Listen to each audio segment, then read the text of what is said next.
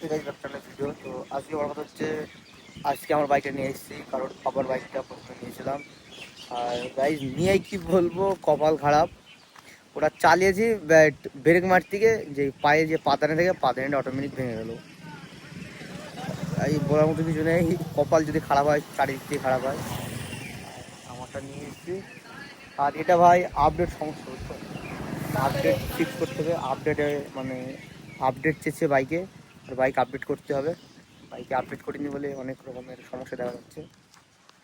তো this for my V4।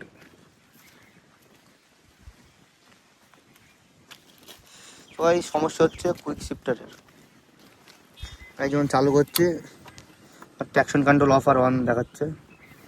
তো মিটারে একবার লক্ষ্য করো, ঠিক আছে?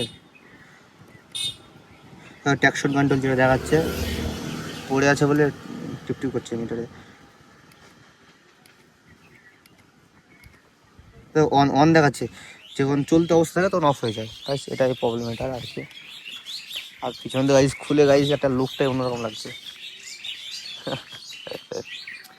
তো ভাই লাইটটা চালু করে আগে, এবার দেখো পিছন থেকে দাও।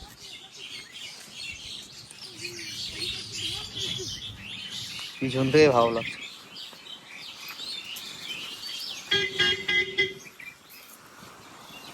জমদূত,